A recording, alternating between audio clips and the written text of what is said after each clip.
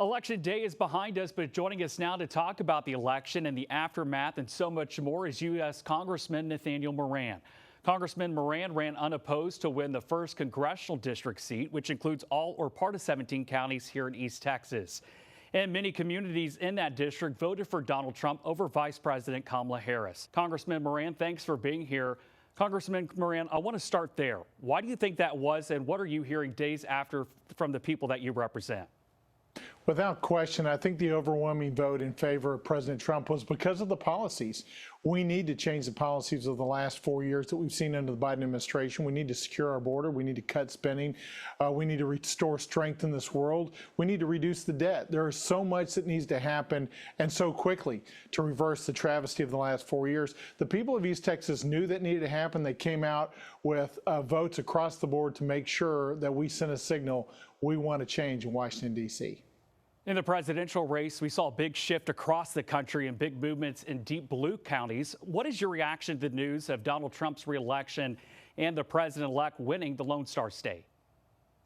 Yeah, it's tremendous and resounding victory across the nation, not just in the state of Texas, but before the election, I traveled to Iowa, Ohio, Pennsylvania, and the same excitement was there about the need for change and the same discussion about the same policies to say, we need to restore the rule of law. We need a government that doesn't go after people just because they disagree with what's happening in Washington, D.C.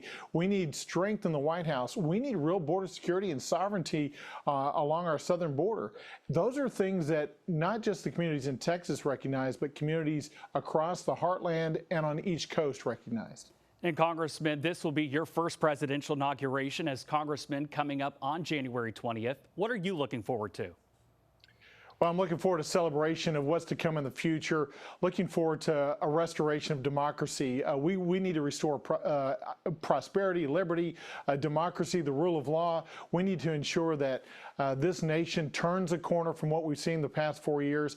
It is going to be a great celebration come January. Looking forward to the future, what can be done. But what that really means is we've got to get down to work, because it is not just about the excitement and energy of a new day, but it is about putting our nose to the grindstone and doing the work that the people elected us to do. And we also read on your Moran Minute that as Congressman, you'll be getting a limited number of tickets for the inauguration to share with your constituents. If people are interested in going, how do they reach out? Best way to reach out if they want to come to the inauguration is to go to moran.house.gov. We have information there. Right now, the information is limited. More to come as it comes to us.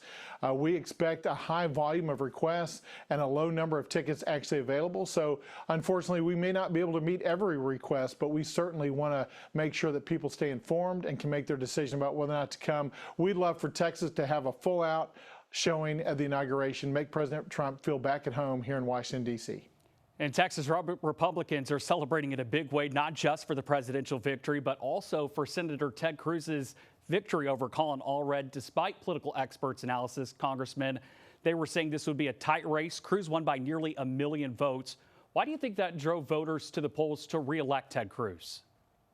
The Ted Cruz vote, I think, really reflects the fact that Texas is not going more purple or more blue. It is continuing to go more red, and it's because of the policies, the failed policies of the Biden administration on the left the last 4 years, and the successful policies that we know are to come and were present during President Trump's first presidential term. So clearly, Texas has said we want to go more red, and that's what you saw on Election Day. And we are learning more about President-elect Trump's cabinet picks. The transition team is moving quickly to determine who's in the next administration. And just a few hours ago, he named Mike Huckabee to be the U.S. ambassador to Israel. He also named South Dakota Republican Governor Kristi Noem to serve as his Homeland Security Secretary. So, Congressman, what are your thoughts so far on President Trump's choices for cabinet picks? I'm really pleased with the picks that President Trump has made so far. Some stellar choices. You mentioned Governor Noem, going to be strong for the Department of Homeland Security, and Governor Huckabee. He's been a great voice for Israel for a number of years. He's going to ensure that when we get to Middle East issues, that we have a very strong and steady hand at the table to make sure that we stand with our ally Israel.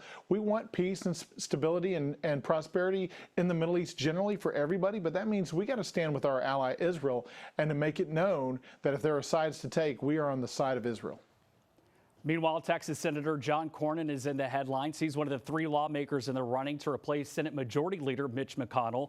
Senate Republicans plan to vote for a new leader via secret ballot tomorrow. What are your thoughts on Cornyn voting in as the Senate Majority Leader? Well, I stay out of the business of the Senate. I stay in my lane on the House. We're going to let the Senate elect their leadership and do so in the manner that they determine best. I think we've got some great candidates for a majority leader.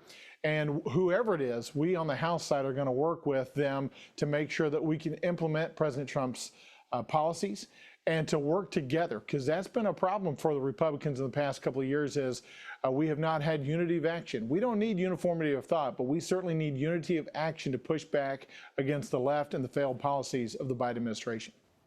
And Congressman, we know that you ran unopposed. What would you like to say to voters who reelected you? Yeah, I'm so grateful and humbled by the opportunity to serve in Congress another 2 years, and humbled that the people of East Texas would give me that chance. It is really the opportunity of a lifetime to serve the community that I grew up in and that I love, and I value that opportunity. And I look forward to the next 2 years. There's going to be a lot of successes. There's been a lot of frustrations the last 2 years under the divided government and under a Biden administration and a Senate that was governed by the Democrats. There are great successes ahead. Let's stick together. Let's work together, and we can get some things done for this country. And Congressman, let's talk about that moving forward to 2025. We'd like to know, what are you focusing in on Congress, and what would you like to accomplish? Yeah, the number one issue that I'm looking at still is border security. I think President Trump is going to get that solved pretty quickly. But behind that, we've got to reduce our spending, and we've got to extend our tax cuts. I'm really focused on the Tax Cuts and Jobs Act from 2017. A lot of those provisions begin to expire in 2026.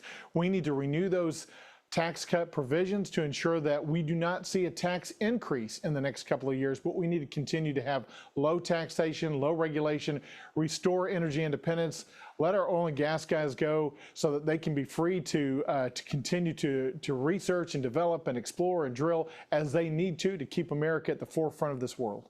All righty, U.S. Congressman Nathaniel Moran, thank you for your insight. My pleasure. Thank you for having me.